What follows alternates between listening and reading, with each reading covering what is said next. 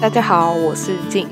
这次带家人来到关西5天4夜自由行，安排了京都、大阪、神户、奈良、宇治经典神社绝美秘境，感受日本古都魅力，探索京都郊区日本三景之一天桥立，体验淳朴渔村里喂食海鸥，来到当地3大合掌屋美山町合掌村，抹茶的故乡宇治，品尝在地名店料理，必访热门景点奈良大佛，和小鹿近距离互动，充满异国风情的神户，远眺一望无际的海港，踩点大阪市区观光打卡点，走访超过15个景点。喜欢我的影片可以按赞、订阅、分享，我们就出发吧。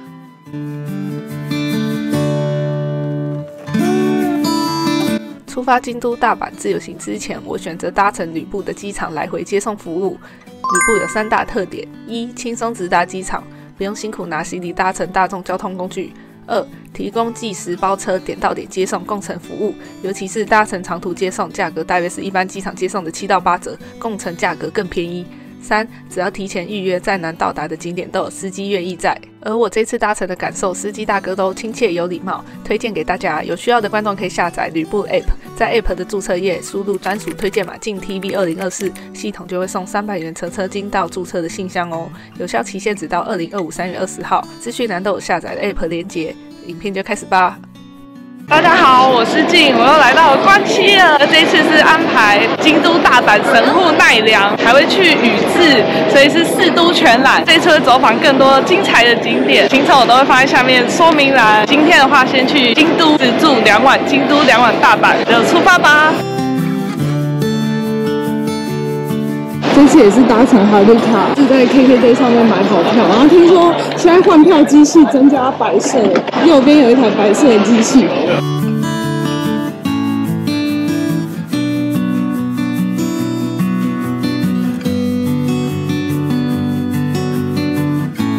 我现在有白色这台机器超方便的，就直接走人工通道可以进。之前我还到这个人工的地方划位，然后旁边有个绿色机器也可以使用。这边会有乘车时间，乘车的车厢8到9号，然后跟你大概搭的一个位置区间。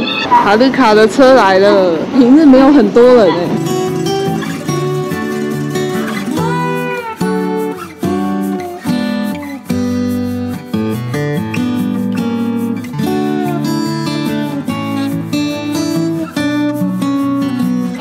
前往京都了。第一天的话，就安排一个景点清水寺。那这一次住在京都车站旁边，交通部分大部分都使用西瓜卡储值在手机里，就非常方便。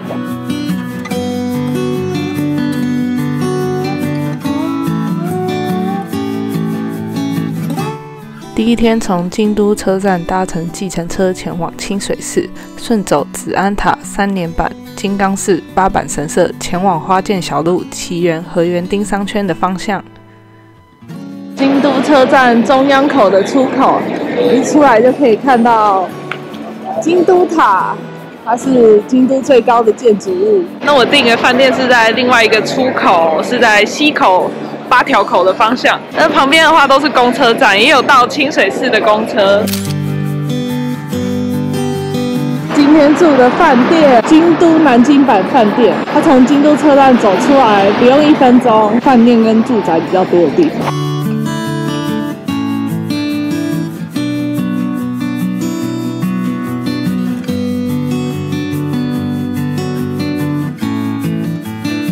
第一天跟第2天京都的饭店，那这属于3人房，它是一张双人床跟一张单人床。那这一晚的话是5000台币。那我有看它有很多的房型，也有3张单人床。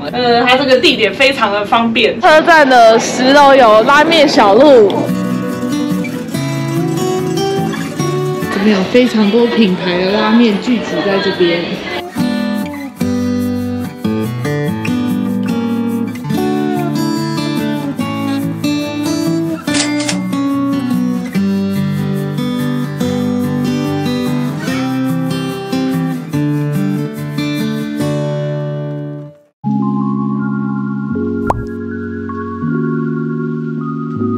从从京都车站搭计程车过来，只要2000日币耶，然后大概塞了一下车，所以30分钟左右就不用走这么长的上坡了。各种支付方式，用西瓜卡也可以。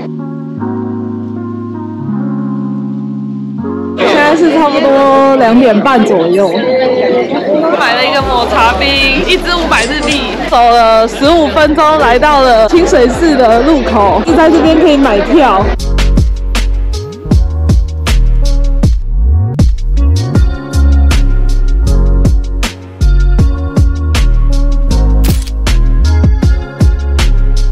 清水寺是6点关门，赶快进去买票。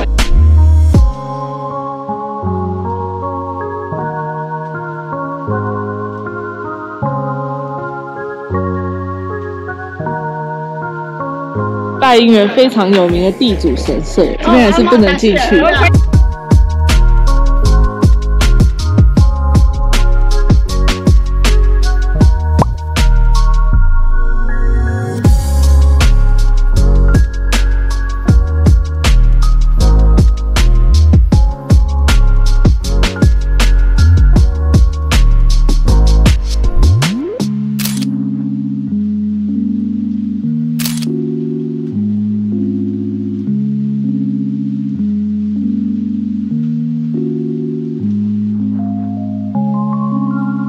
从清水寺的紫安塔这边看过去，又是不一样的景观，还蛮推荐大家走过来的。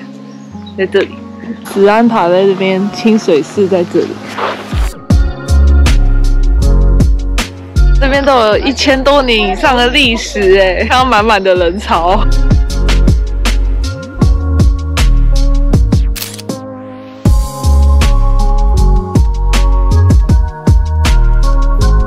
这里是阴雨之龙，喝这边的水可以得到幸福。这边应该是山泉水，清水寺回程的时候会经过的一个神社。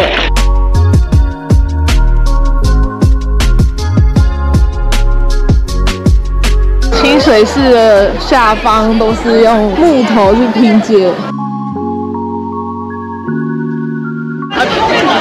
已经4点了，还是这么多人。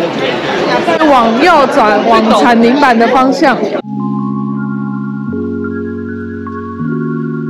之前这里有一棵树，好像被台风吹倒了，很漂亮的。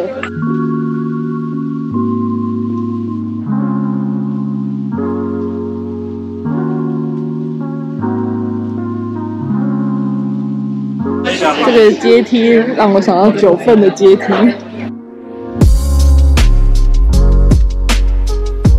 一拍的法官寺，如果想要往2年坂的方向，要再往回走，那边就有那个星巴克啊，我没有走过这一条，想从这边走。往法官寺的这一条街比较宁静诶，如果是往2年坂那个方向走，真的非常多人。法官寺今天休馆，所以平常是有开放的。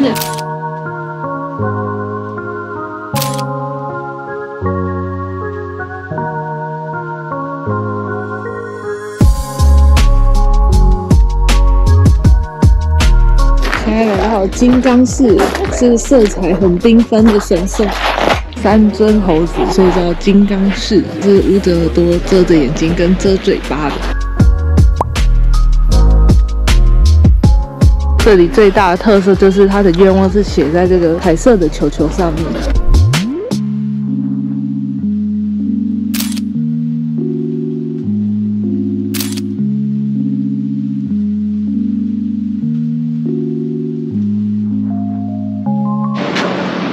到八坂神社，这是今天最后一站神社。以前是为了瘟疫所建造的神社。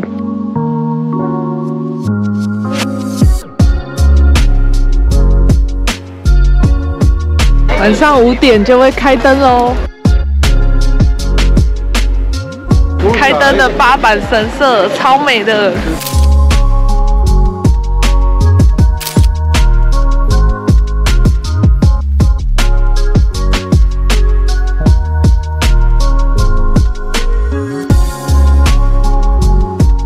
一直走就会走到靠近花见小路奇缘河原町的方向。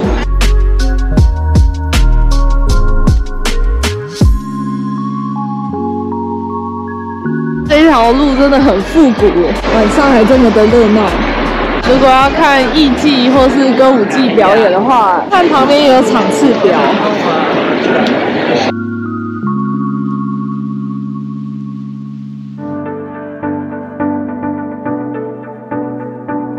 大家早安，今天是来到京都的第2天，今天要去京都的秘境，就是包车一日游，要去美山合掌村、天桥地，还有伊根州。这次会选择包车，是因为一天踩很多景点，选择住在京都车站旁边，是因为集合景点就在这，走个差不多10分钟的方向。我是订 KKday 的，一个人是1800台币。大阪南波那边也有出发的团体，这一次出发的时间是8点，然后回来的时间是晚上7点了，所以是一整天的包车之旅。集合地点在这个唐吉诃德正门口，好多旅行团的感觉，都是一日游的。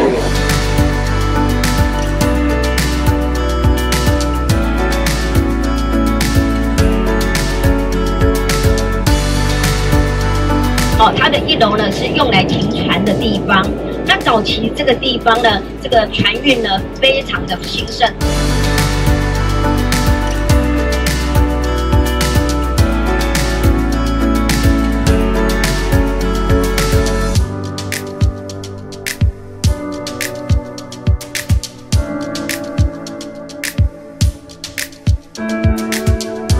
这里就是乘船的地方。伊根州屋，一根丁币买的布丁。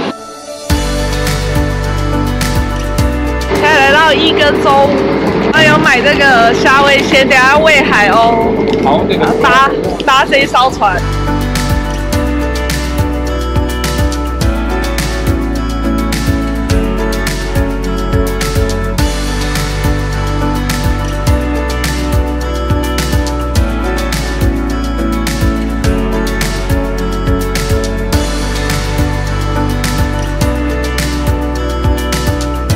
ありがとうございます。この船はもう午後私は水野と言います。本船の救命胴衣、救命いかだは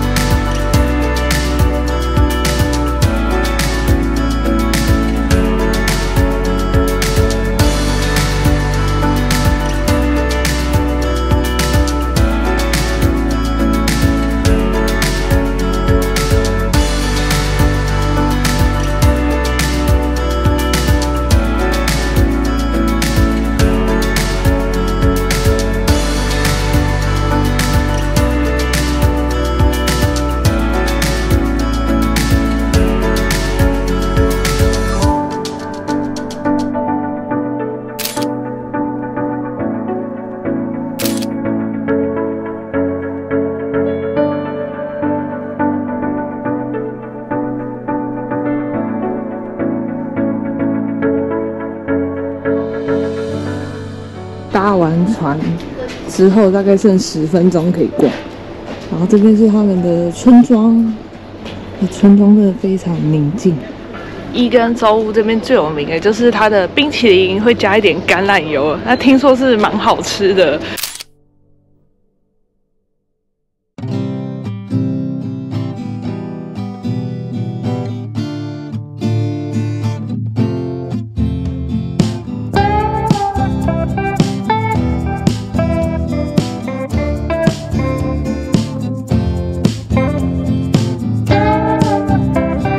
它右边这边是15分钟一班的缆车，然后左边是单人椅子的。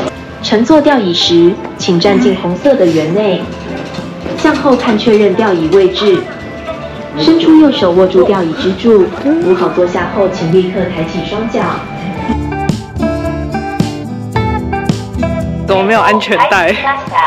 其实不会到很恐怖，离地面不会太远。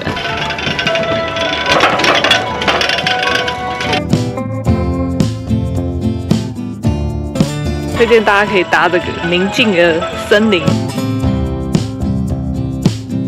秋天地也超美的。然后后面是海景，等一下就可以看那个天桥立最有名的，它中间是一个沙洲。那这边东西都要拿好，就不管是拍照、摄影，最好都挂在身上，不然掉了会很麻烦。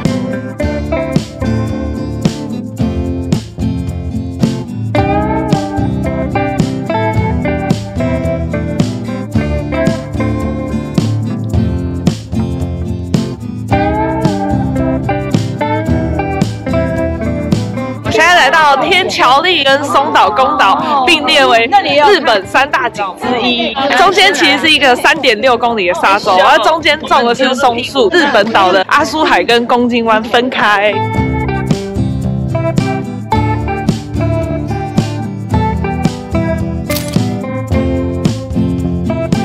倒下去看，可以看到一条龙。大家有看出来吗？可以用200日币拿这个石头头那边的一个圈圈。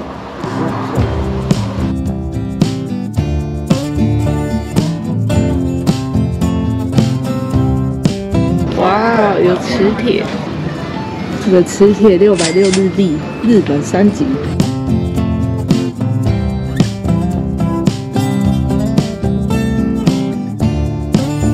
出发伞松公园是走这个楼梯5分钟。伞松公园的最上方就可以看到更宽阔的。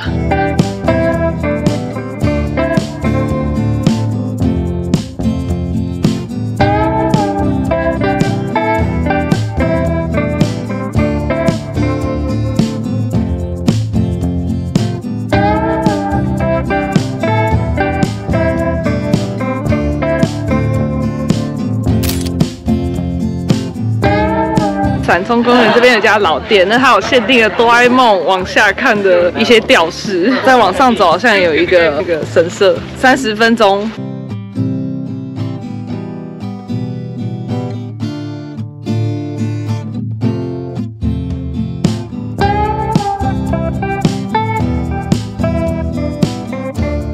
好漂亮哦！大家几乎都是搭这个下去，可以看得比较清楚。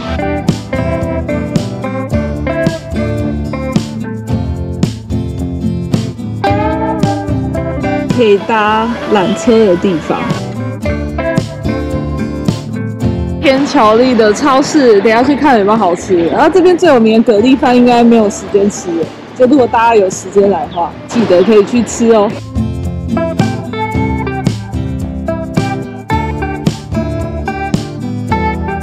超市有些熟食可以买。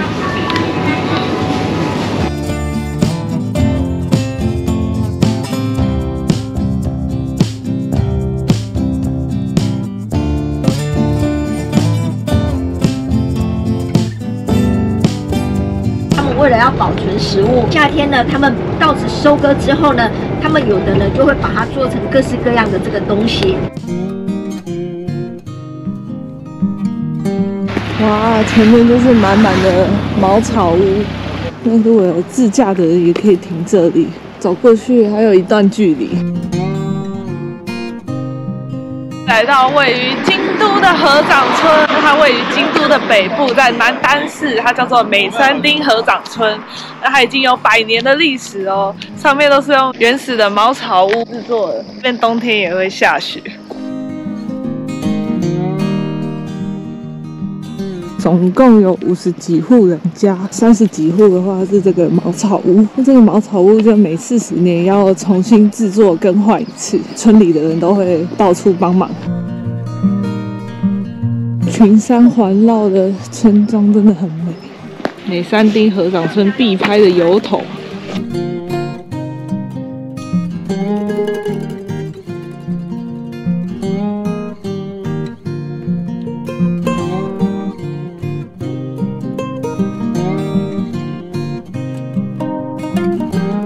哇，这边的稻草超厚的，屋顶是做60度角的，非常斜，主要是防止雪积在屋顶上。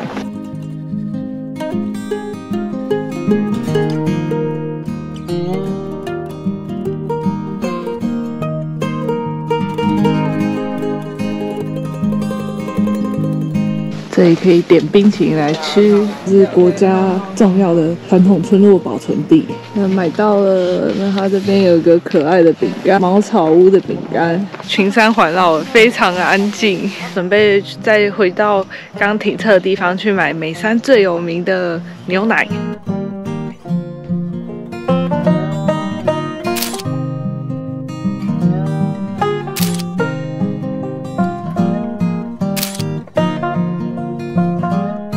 来美山必买的牛乳，这个是150元日币。有名的土产是黑豆，还有栗子。现在来吃美山有名的布丁，刚刚都卖完，玻璃也都卖完。现在是这个包装的，但是一个是200日币。吃起来好像鸡蛋哦，非常绵密，浓浓的鸡蛋味儿。推荐大家来美山一定要来买。必吃的甜甜圈200，那其实还蛮便宜的。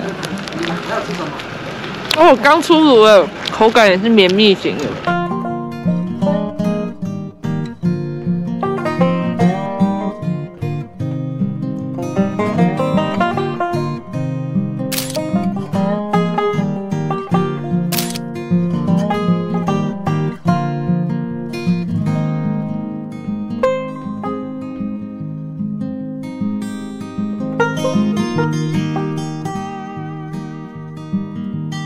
第3天从京都车站搭乘铁道往南，走访宇治、奈良，最后旅宿在大阪。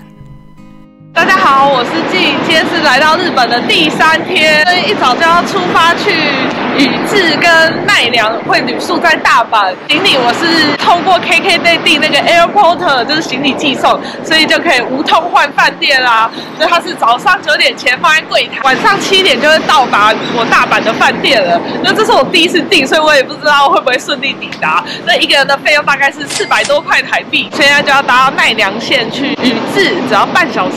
就出发吧！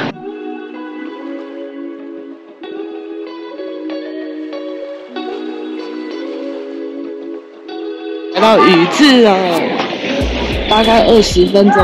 我抵达了宇治站，从这边出来了，就是往平等院的方向，那就跟着人潮走。煎茶跟抹茶闻名于世的地方，京都车站搭过来大概20分钟，很快。现在要去一家蛮有名的，叫做中村的抹茶餐厅。抵达宇治站，先去名店用餐，顺走宇治桥和世界文化遗产平等院。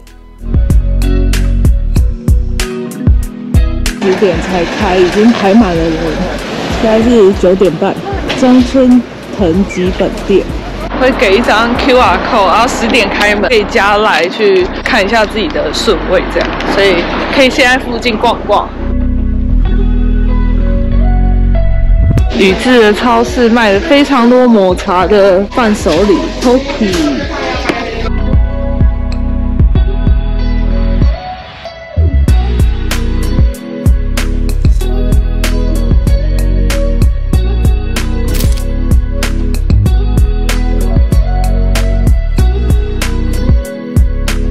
中村的商品创业于安政元年。卖冰淇淋也是中村藤吉本店的冰，一个是480，因为这边是名店又是老店，所以单价是偏高。有卖礼盒，像这一组的话是5000日币。进来了，现在时间大概是10点14分，他是用 QR code 点餐。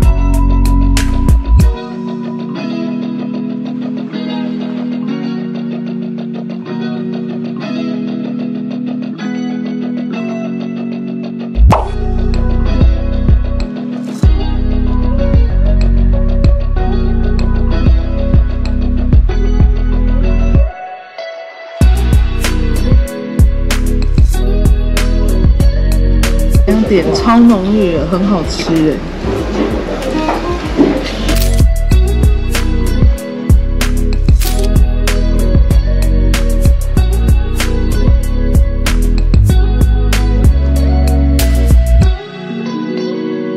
前方就是宇治桥，这一条就是宇治川。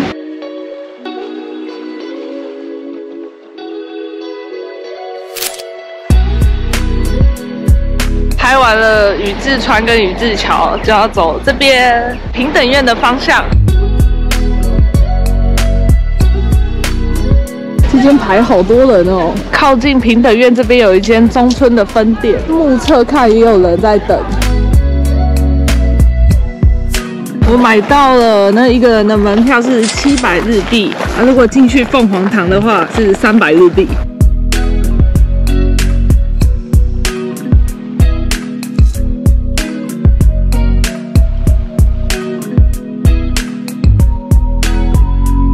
现在来到凤凰堂了，1053年落成的，所以已经有1000多年的历史了。藤原赖通继承父亲的别墅，然后改建成佛寺，因为以前的人信奉是可以通往极乐世界的。屋顶上的话有凤凰，所以又被称为凤凰塔。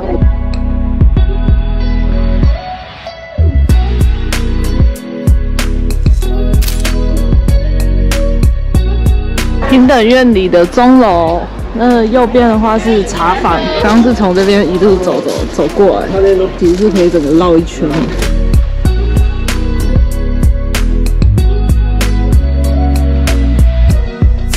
走回车站，那走到平等院大概是20分钟，所以要原路返回。宇治站一出来就是伊藤久右卫门，那这个是有分店的，也是抹茶料理。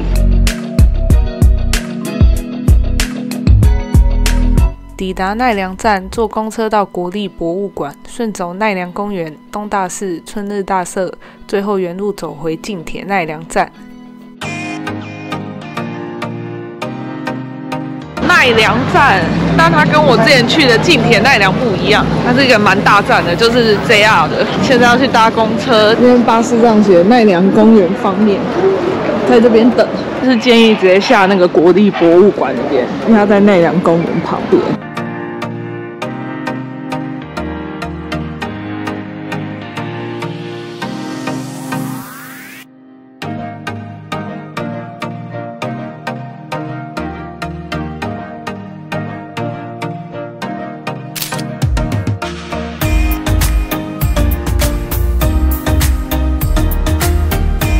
饼干富翁，鲜贝富翁。哇！哎呀，我的里面都是口水。走起来走，举起来走。奈良在1000年以前的话是古都，所以这边有丰富的历史。那这一次的话，就会去看东大寺、春日大社。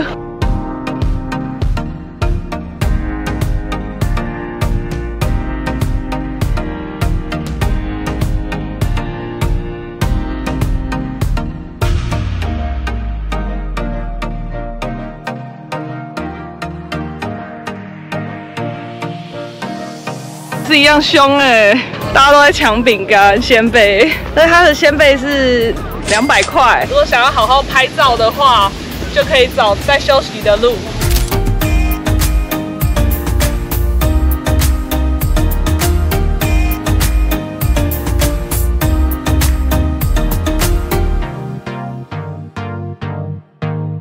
枫叶也开一点点了，11月底来的话刚刚好。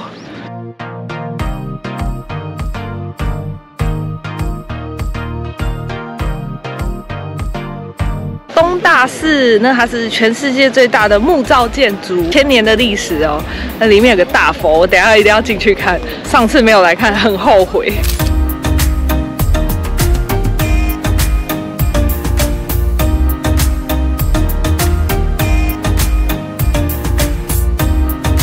看大佛的话是日币800，然后如果是含那个博物馆的话就是1200。这边只开到5点，它是1200多年正武天皇传播佛教所兴建的，也是希望可以人民平安。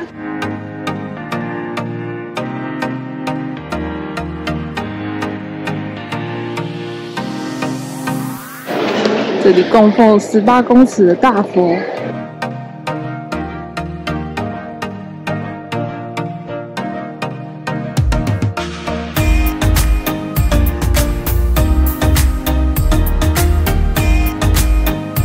这里有它整个寺院的模型。东大寺的纪念币日币600到700左右。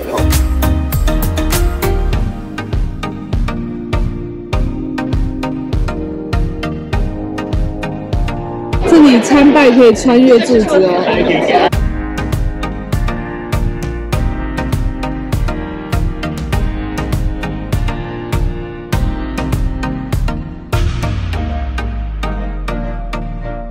现在要去春日大社买到一个健康玉手。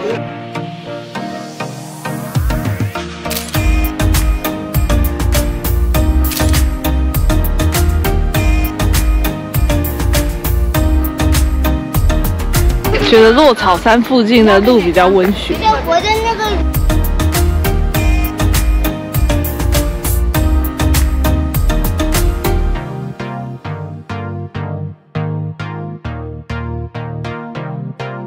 如果大家还有体力的话，可以走到落草山上，从那边走上去。这边有一片绿地，在高处可以往下看。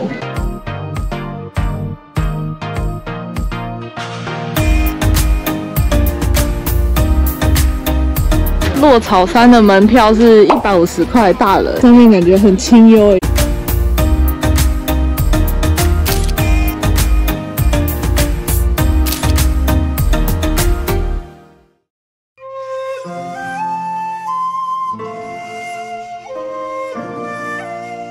这边的路据说是神明的使者。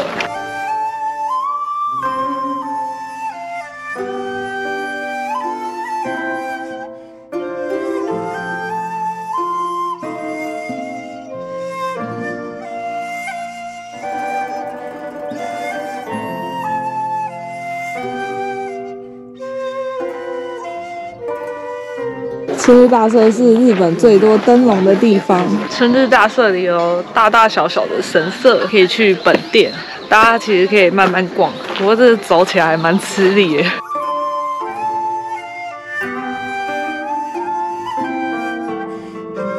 结束了奈良的行程了，早上就是去宇治，下午就来到了奈良，非常推荐大家这样排一日游，刚好都是在奈良县的方向，就从京都往南，等一下就会直接去大阪了，出发吧 ，Go！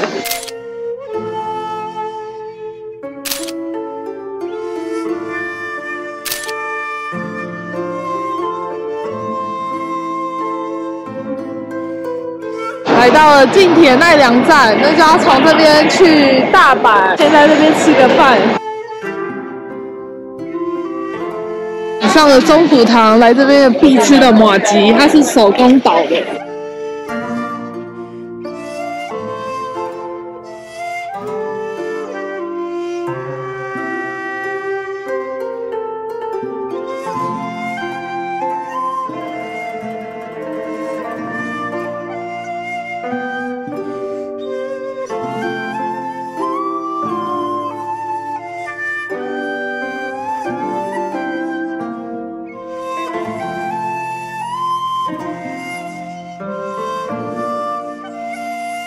东横印的房间，它是位在于大阪南波站，走出来不到30秒就到了。一如往常，就是空间比较小，但是有附早餐，算是地理位置很方便。走到固地国跑了5分钟左右。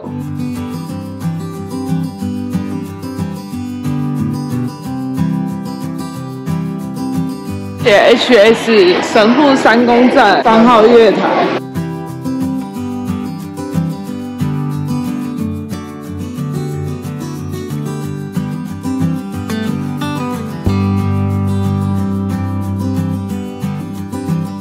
关东站外面有个 CT Loop， 来这边搭神户观光巴士，看官网上面都会有时刻表。现在在三宫站前地铁往北，又到北野艺人馆。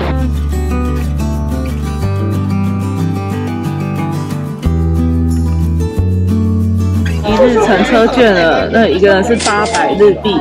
コインで削ってください。1日乗車券ではこのシールクバス、そして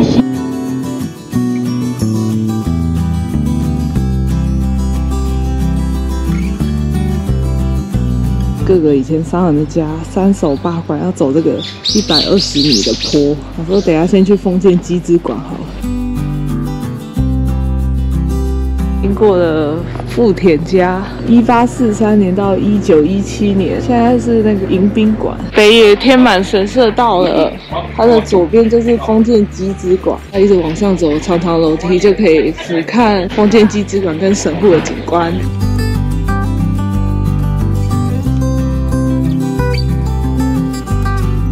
我来到神户的封建机织馆，1909年德国商人所居住的地方，新巴洛克风格的建筑，面屋顶上的风向标是北馆艺人街最重要的地标。艺人馆有一些是无料参加的，就是不用钱，不开放参观，它可以用免费 VR 参观。这些建筑都保存得好好哦。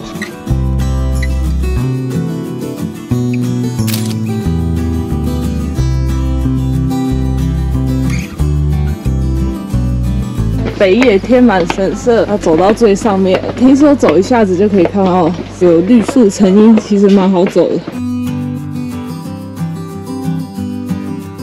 来到北野天满神社的上面呢，就可以看到最经典的封建机织馆。以前早期开放很早，所以在神户港那边有很多的外国人名人就定居在这个北野町。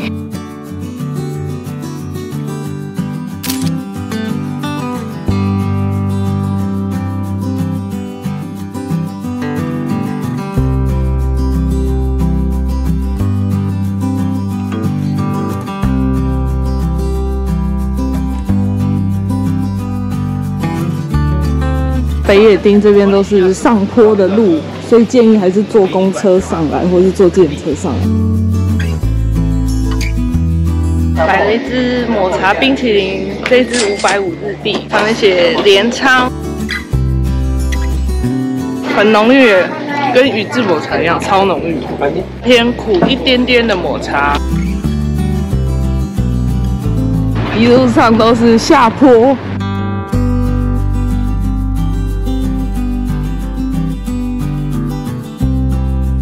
来看看神户的房价，1000万日元，450万日元，580万日元，这是4DK 加车库，1370万日元，一户建的3层楼，蛮亲民的。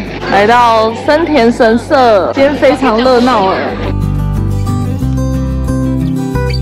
我来到神户的森田神社，位于三宫站的附近，北野艺人街走过来差不多是10分钟。神社已经有1800年的历史了，神宫皇后所兴建的神户人的信仰中心，这边可以求婚姻、平安、学业。好多可爱的小朋友穿和服哦，是3岁、5岁、7岁会来神社那边祈福一下。只要有捐钱的话，上面都是一些公司的名称。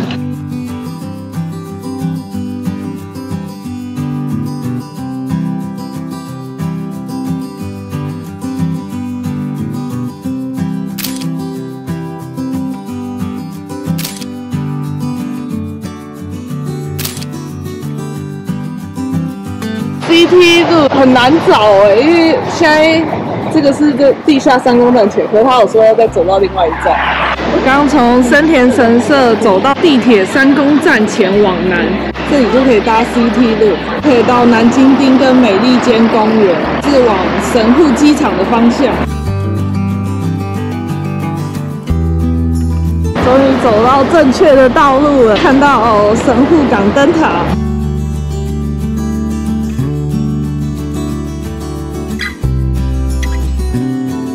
我觉得大家到那个美利坚公园，记得直接搭到 CL17号港灯塔前，就不用搭到美利坚公园了，因为那边是大仓饭店。我来到神户的港灯塔了，听说它也可以上去。这个公园超大的，这个阪神大地震的时候有受过蛮严重的灾害，还是有保留那个地震的一些遗迹，气氛超好，有星巴克。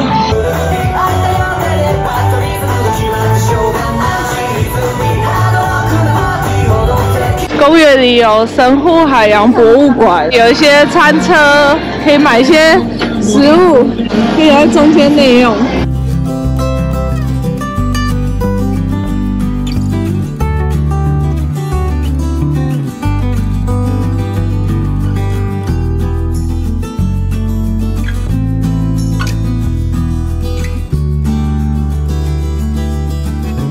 来到神户必拍的地标 B Coffee， 那从这边就可以远拍神户灯塔。你这里记得这边要防晒哦，因为太阳还蛮大的，而且整个场地很空旷，刚都找不到洗手间，也找不到遮阳的地方，要保存好体力哦。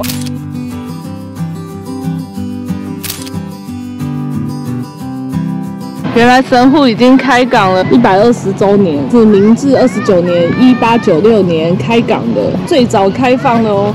他们的港口好漂亮哦。目前只有在神户灯塔有找到厕所，来这边上，这样看很壮观哎。那上灯塔的话是1200日币。对面是神户临海乐园，很多饭店啊，或是大型的购物商场。那从那个方向就可以拍到最经典的照片，就是神户灯塔跟背景是这个白色的建筑。公车也可以到对面，马赛克前那一站的名称。神户美利坚东方饭店，它的1晚房价大概是15000日币左右，推荐带全家大小来游玩的，可以直接眺望海景。神户灯塔。现在要回程了，那如果搭这个 CT 日搭超过3趟的话是蛮划算的，因为它1趟是300日币，买这个套票的话就是1个人800元。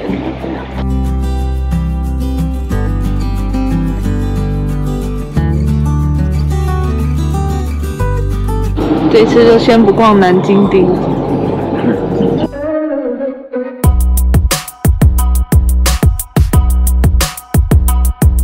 固力果跑跑呢是代表着形象健康的大阪人共同的回忆哦。礼拜日的大阪还是这么多人。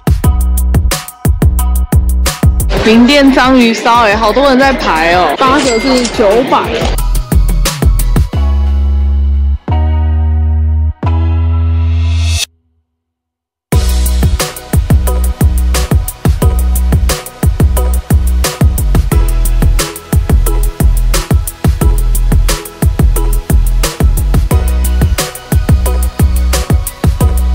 全身被绿色青苔覆盖的不动明王为闻名的寺院，里面也有非常多的居酒屋。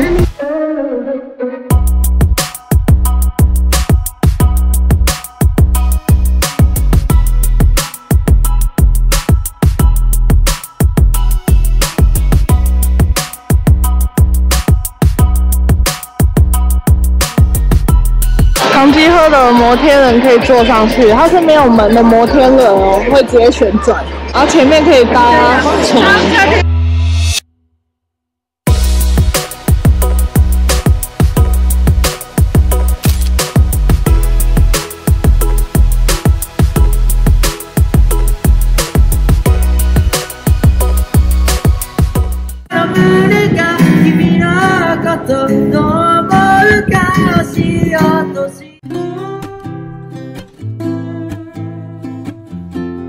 第5天退房行李放饭店，从住宿点出发，走访八坂神社、木津市场、黑门市场，最后回饭店领行李，走到南海南波站搭车回机场。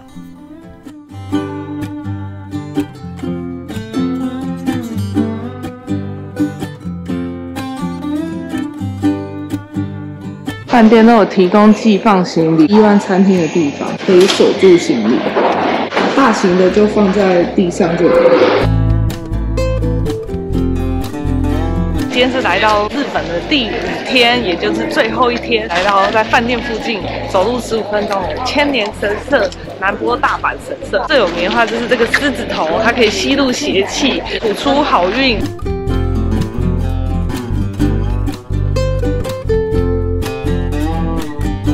它是盖在民宅里面，真的很特别。平安符。南波八坂神社走到了木津市场，走了10分钟。100年的市场，那听说它比黑门市场的价格再便宜2成，有一些必吃的在地美食餐厅。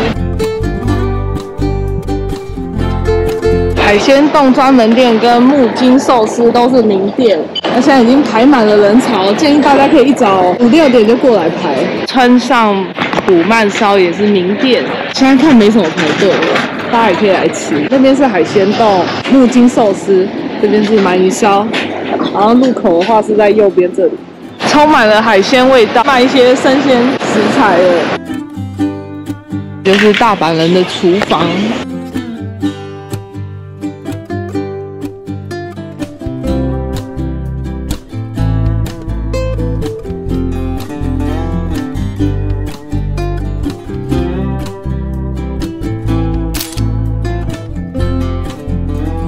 走了20分钟，来到了黑门市场。黑门市场已经200多年的历史了，然后这上面还有它黑白照片啊，我觉得还蛮适合当最后一站来这边走一走。黑门市场要卖水果，价格也不贵，看起来很高级的哈密瓜1600日币，香蕉98日币，削好的哈密瓜，麝香葡萄1500，好漂亮哦。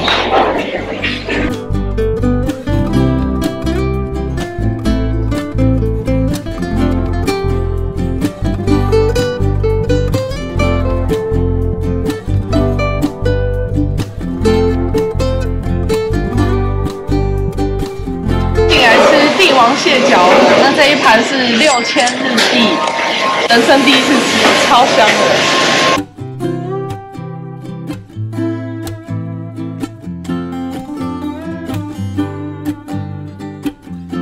的，超鲜甜的。他都帮你切好了，可以认真逛一下，这边的价格都有所不同。靠近最外围的价格会还不错，可以买到很多伴手礼。这个帆立贝，很便宜耶，3000多块。之前买好像4000多日币。有100年历史的高桥食品，那它最有名的是它的豆浆。我之前喝也很像米浆，豆乳冰淇淋，很浓的豆浆味。个人觉得比它纯喝豆浆还要好吃，大家可以来点这400日币。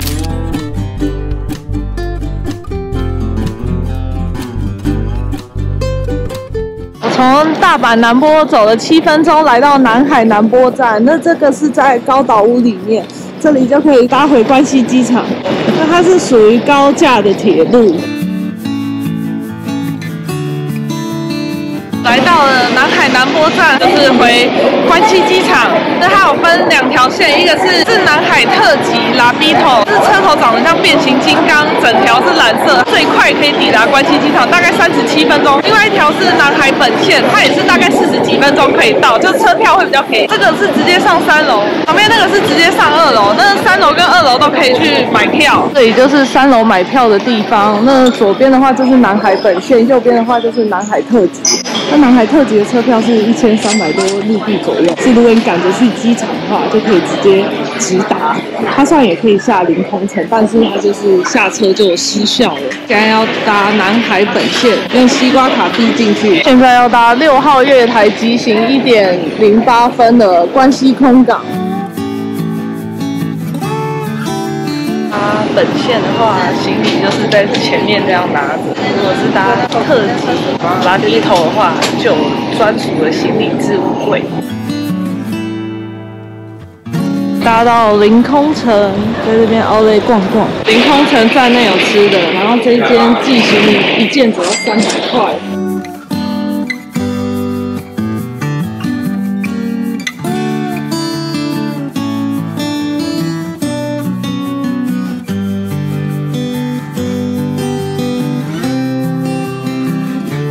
这一次的5天4夜京都大阪之旅结束了，去了大阪、京都、神户、奈良，还有宇治，大家可以参考我的行程，非常适合带长辈来游玩哦。详细的资讯我都会放在说明栏。那喜欢我的影片可以按赞、订阅、分享。我们下次见，拜拜！谢谢大家看完我的影片，看更多照片可以追踪我的IG，下次见，拜拜。